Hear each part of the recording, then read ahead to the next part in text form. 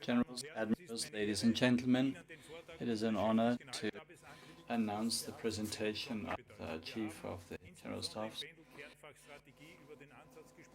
It is very important because he talked about the fact that it is necessary not only at the European level but also at the European level to talk about strategy being a core subject for the curriculum at a level of quality that enables military science to provide a well-founded advice for political decision makers. This, of course, is done against resistance in civil academia, and this is why it is especially important and a distinction for us that the Chief of the General Chiefs of Staff is present here for the first time and distinguishes this conference by his presentation. General, can I ask you for your presentation, please?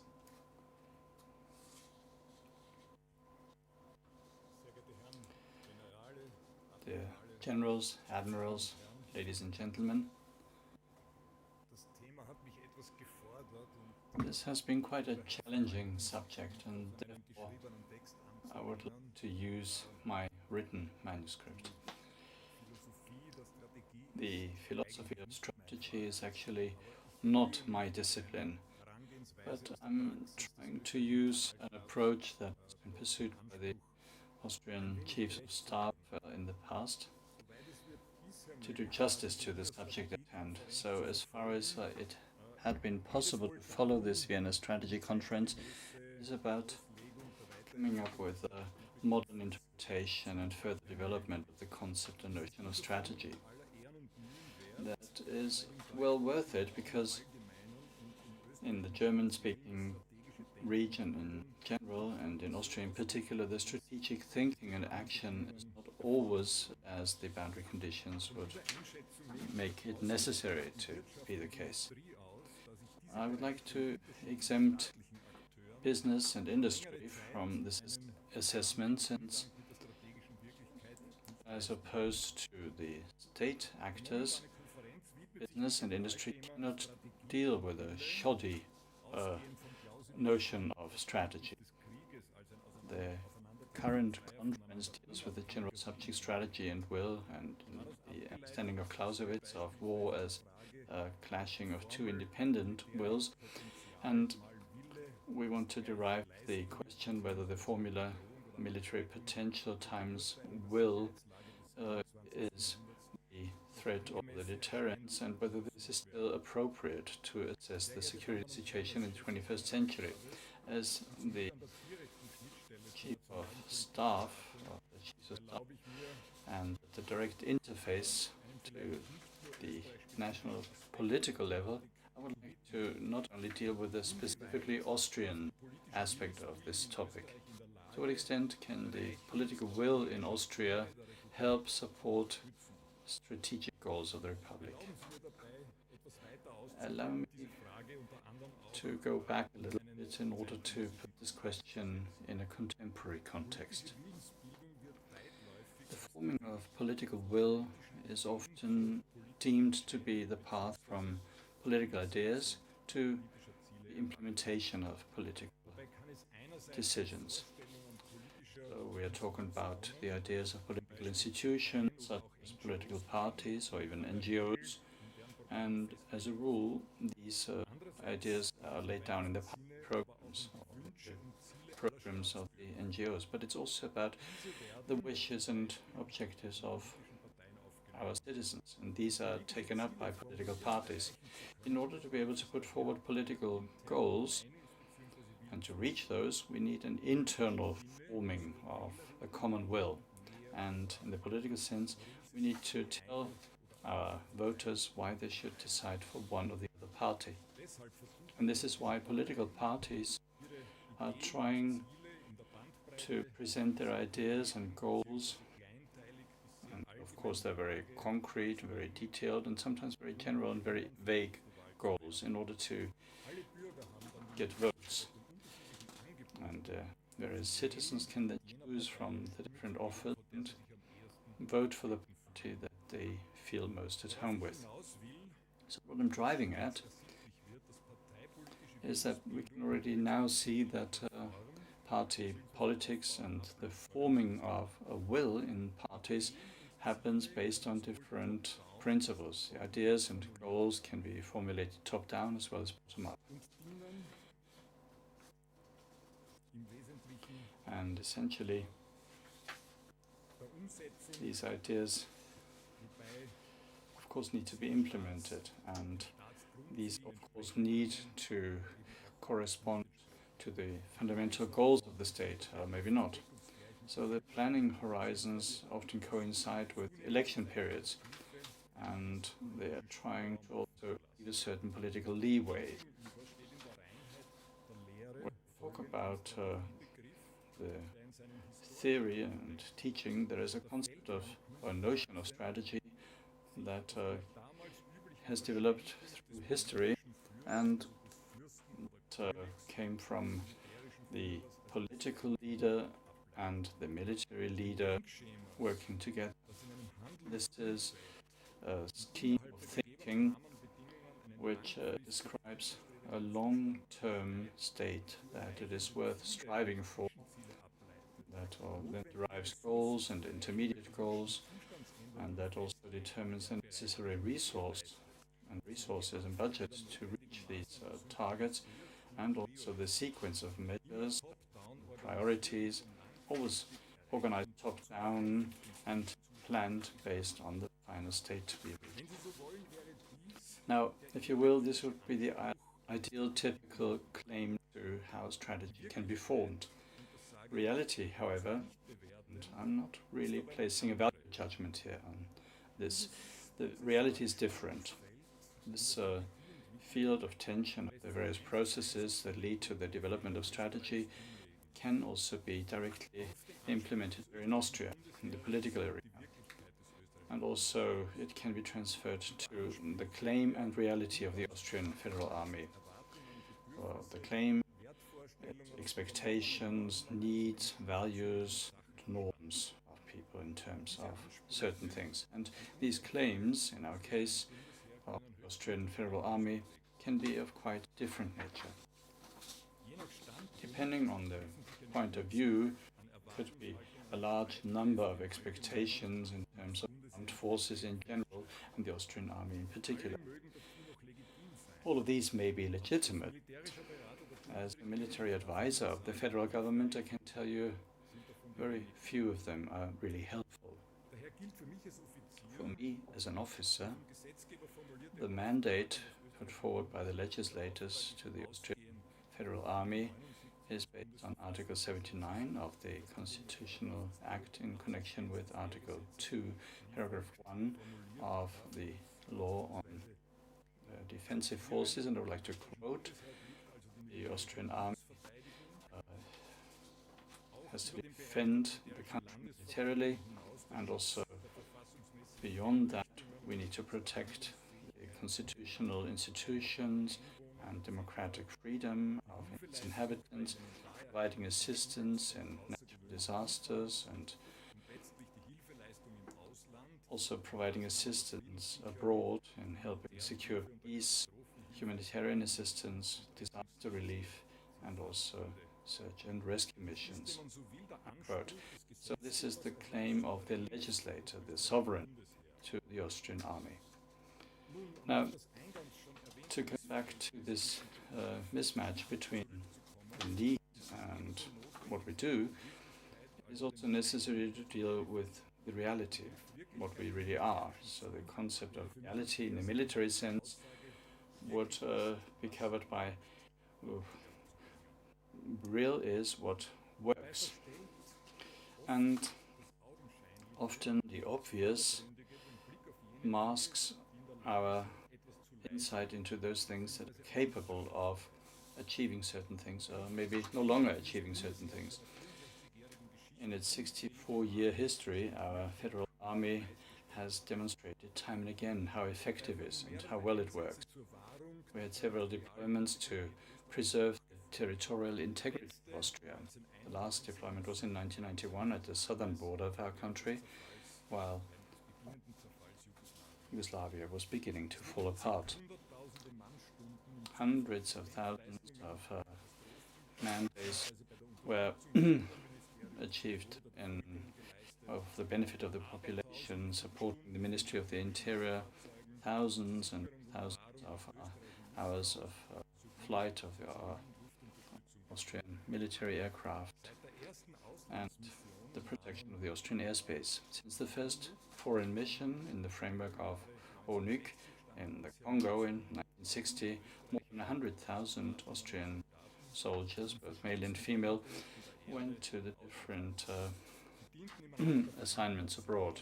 In the framework of the United Nations, they served also the European Union, the OSCE, and also in the framework of the NATO Partnership for Peace, and took measures to either create or secure peace, to provide humanitarian support, and they ensured protection and assistance in cases of disasters abroad for people in need. This area of foreign assignments and deployments is important in terms of the overall context.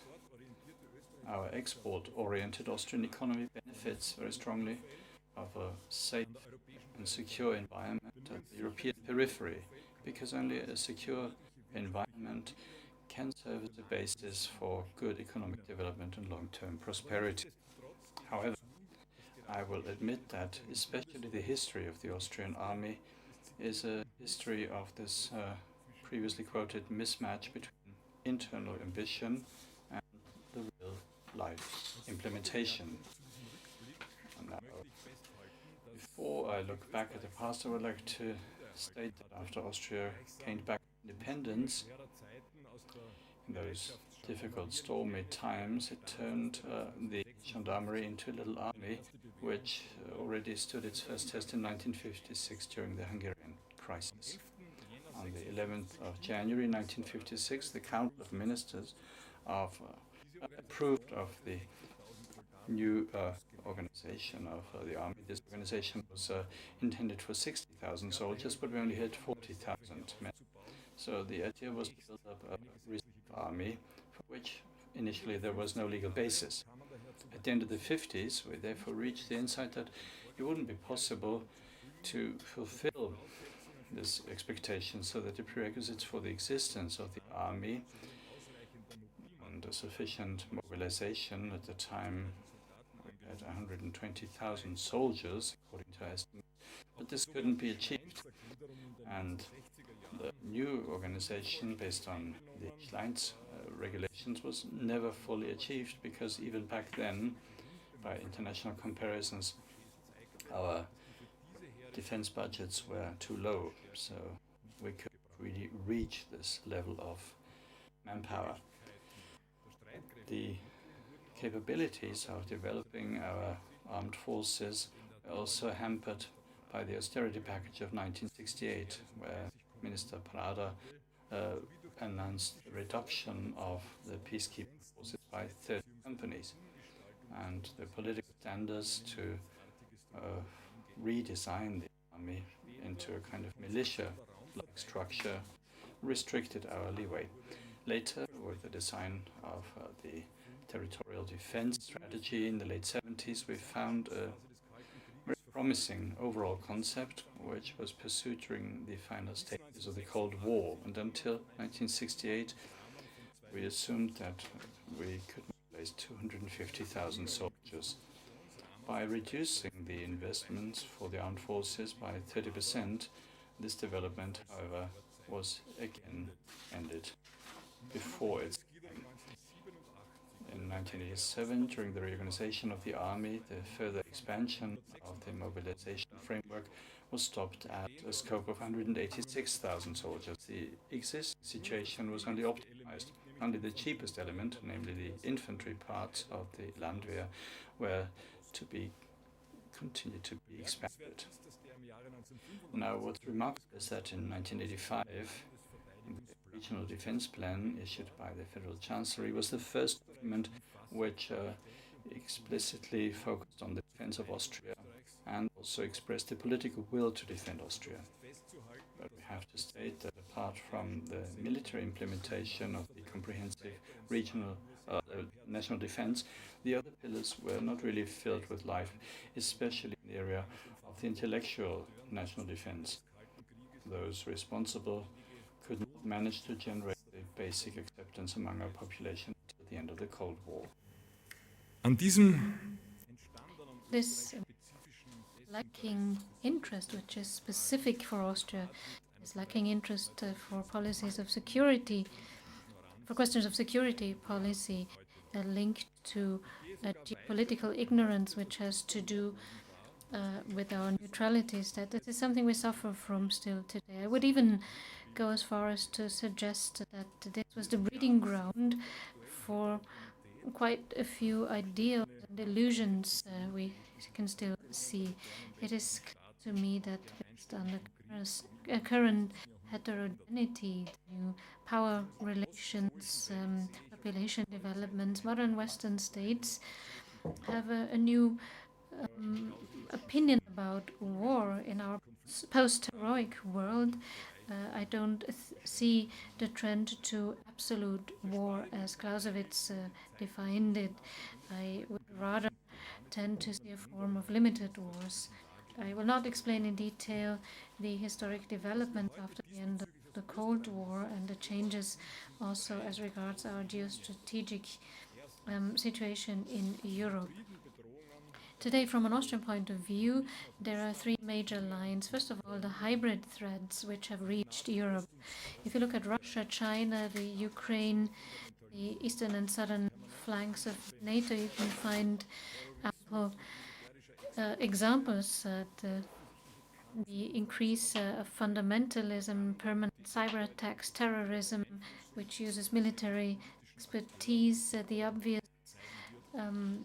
attacks in the IT area, propaganda attempts have clear effects on the society. Secondly, the revival of conventional, national and alliance defense in Europe and Eastern Europe. Let me just mention NATO's enhanced forward presence, the US American European Reassurance Initiative, and the new focus of the German Bundeswehr in its military strategic concept, which has the objective of having 3 military mechanized divisions up until 2032, an air group led by Germany, which will be able to fly about 350 missions per day. Then, thirdly, the reduced commitment for out-of-area missions by Western European land forces. Just compare the withdrawal from the Balkans and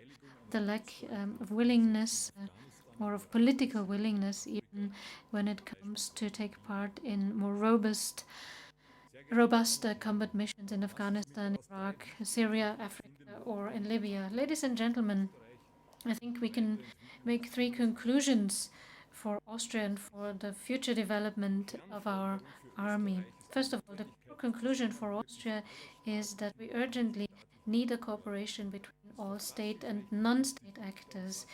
The constitutional concept of comprehensive national defense offers the appropriate framework for this. It needs to be adapted to current and future challenges in order to be able to take the right measures for a joint action. Secondly, establishing a permanent national element to prepare and make available a situation report. That's a key task. Comprehensive hybrid threats require these types of responses. This means that the state, in cooperation with the civil society, should be able to use all its instruments of power in a coordinated way. In a crisis situation, we need prepared leadership structures, responsibilities, and processes. Thirdly, the same applies to the European level. We need a more coordinated approach when it comes to fighting crises in the environment of Europe. Future missions should follow an overall civilian and military approach. The military needs to create a secure environment strengthen local security forces, and then help building rule of law, economic and administrative structures. And a special focus must be placed on the access to good education. Ladies and gentlemen, let me now return to the difference between aspirations and reality, of this mismatch, if you will, between ends, ways, and means. I will briefly return to the founding years of the army. For the establishment of the armed forces at the time, the Republic of Austria received the equipment and materials from the occupational forces. This means the budget could be reduced to staff and operating expenses, and a very reduced amount of investments were necessary. And if you will, this can be seen as the first serious blunder of the new armed forces, because not having to take into consideration that you lead at least 20 to 30% of investments in your defense budget meant that any future procurement project would be turned into a political pack drill.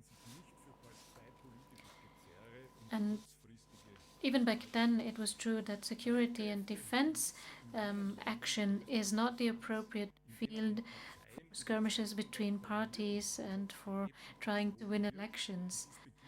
In those countries, armed forces have the best acceptance in those countries in which there's a cross-party coordination and appropriate budgets are assigned to them. This is where you can find the apparent conflicting targets within democracy based on parties. It's a political system which I obviously defend, but as the highest officer of the country and as a citizen, I would wish for having something like a cross-party consensus in such fundamental areas of a state activity.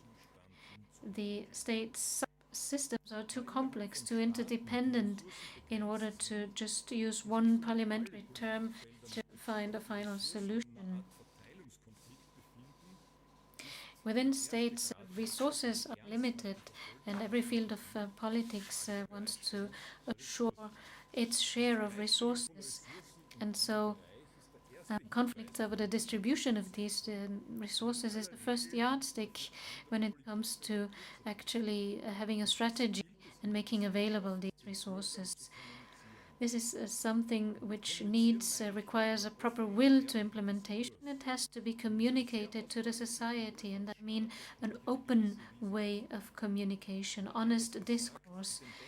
In our very balanced welfare state, I see a certain phobia, meaning that the citizen tends to leave it up to politics to take care of all the risks that there are.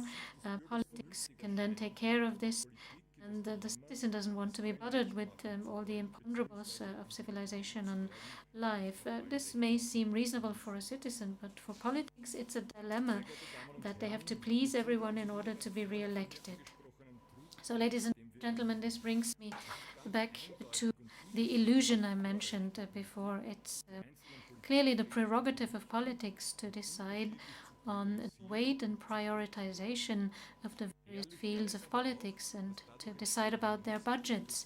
But it would be honest to openly mention which risks there are for the general public and the individual. With my plea to support the idea of national defense, I recently tried to point to this discrepancy between our constitutional obligation, the budgetary assistance, and the actual state of the Austrian army. In the most recent program adopted by the last government, there was a clear focus to restore the capability for defense in Austria.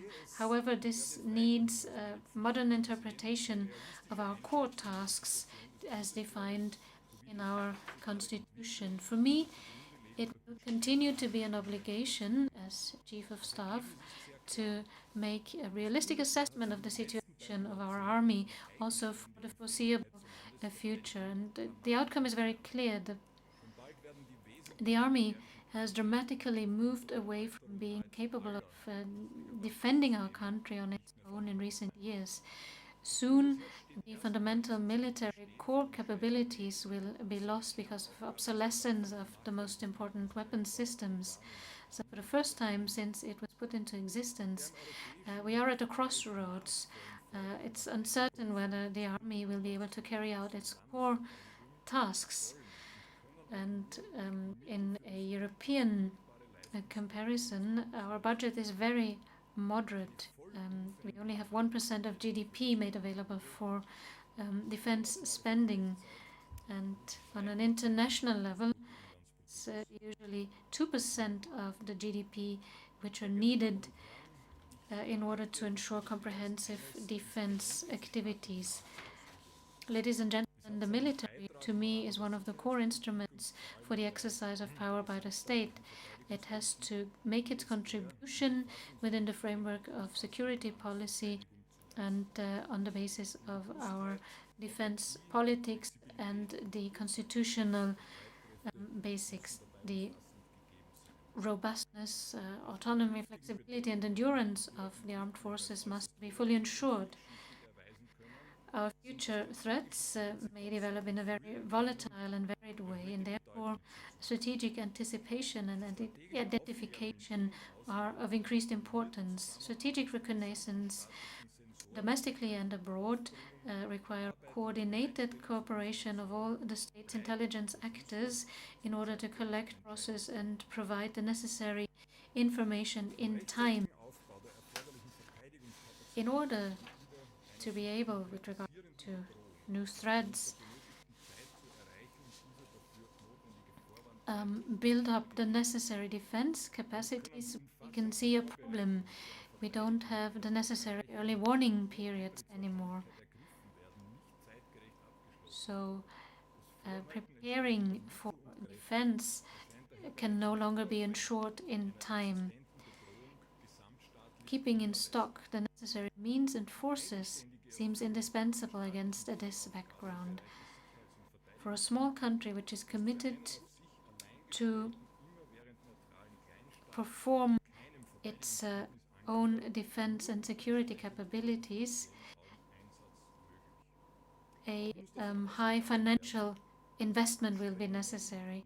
It is also clear that the financial investments and efforts which are needed for a credible and potent military capability need to meet the requirements of our national security plans. The longer the necessary resources are absent, the longer it will take the army to be able to make the contributions it needs in the framework of national defense. The alternative to this is to deliberately accept a security risk for the state and the population. It is important for me to start a political debate about the design of our defense budget and also to contribute to ensuring that the army will be able to fulfill its constitutional tasks also in the next decades. Against this background, I look forward to a factual and needs-based discussion on Austrian security. Ladies and gentlemen, in conclusion, let me tell you that the political level is always to ensure the necessary will to achieve our military and strategic objectives in Austria. This is especially the case if the planning stage for political ideas and intentions falls considerably short of the realistic needs and implementation of objectives. Secondly, we can see that the will to offer the necessary resources is always the first litmus test. This common and joint will to develop a strategy is easily found, but finding the same will and keeping it alive when it comes to implementing the strategy is something that's easily lost in the fog of daily political business and the individual interests of the various parties. For this reason, I am convinced that we will need a cross-party consensus in the fundamental areas of politics because will alone cannot move mountains. Thank you very much for your attention.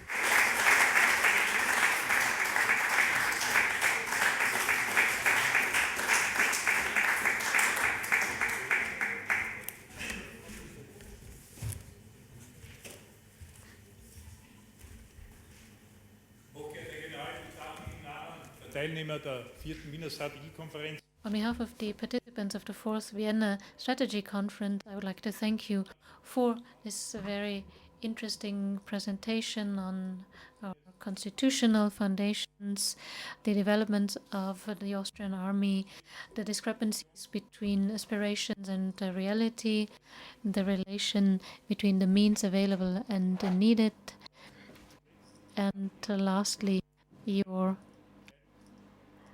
call to make sure that the political decision makers make available the necessary means. Could we ask the brigadier to bring the microphone closer to his mouth? We can hardly hear him in the booth. So, in order to achieve our goals, being able to perform strategic considerations, we need many things which have to be ensured. Thank you again on behalf of this conference. General, would you accept some questions? Well, if people have the necessary stamina, I'm happy to answer your questions. General, you've spoken very clearly, but this is the way I've known you. It's very obvious. We're speaking about it in this conference. There is the will to change things, but the art of advice is basic to this. If it isn't happening, nothing will happen. And it's interesting to see that many things you said also apply to the German armed forces. I would also like to thank you. I have one question for you. You said it's easy to find a willingness to prepare a strategy. What about the Austrian armed forces and diversity? How much and to what extent does it support the formation of will? Also with regard to the European Union, to what extent are you able to assert your will and maybe integrate in a European kind of army, not insisting too much on your internal needs? Well, on the one hand, every army is the image of its society, and since our society has become increasingly diverse in recent decades, the same applies to our armed forces, and we need to be an integrational factor and make sure that this increased diversity can increase effectiveness in the ideal case, or at least avoid any risks. It's not always easy to unite people of different origin in one unit. It can be seen in the Balkans, in Bosnia, for example.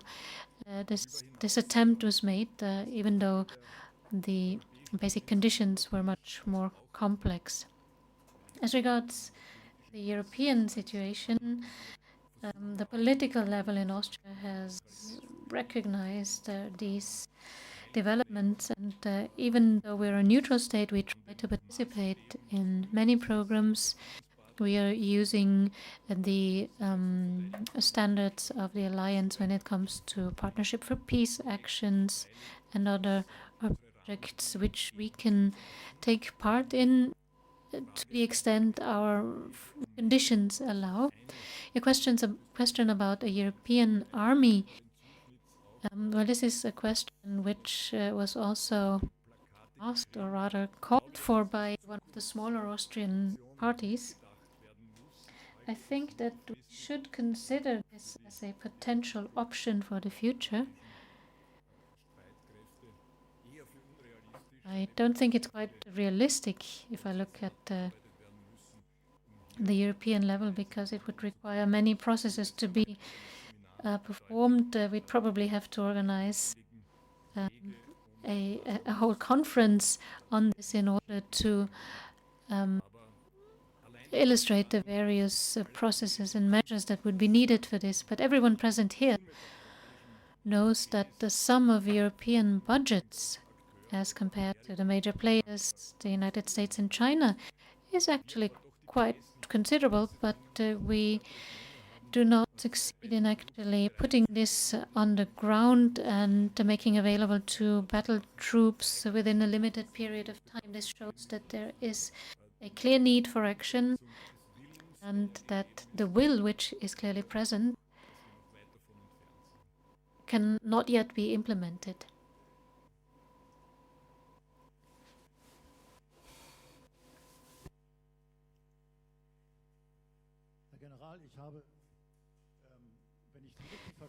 General, if I understood you well, you started out by talking about strategic initiatives and planning. You actually had only positive words for the industry. That's come as a surprise to me. If I look at Germany and decisions about Monsanto, where 10 billion euro were basically wasted in Brazil by Thyssen. And if we look at the armaments cooperation in Europe, the question I have is whether the industry in Europe currently lacks strategic foresight and planning, even more so than our armed forces. Well, I do agree with you to a certain extent. Of course, you have various examples. What I was referring to was the fact that the industry, based on economic needs, they need to make profit, and so they have more of a will to achieve certain things. But of course, not all of this contributes to supporting our security policy. If there are no further questions, General, let me thank you again for your presentation. You have been the first Chief of Staff to recognize the importance of this conference.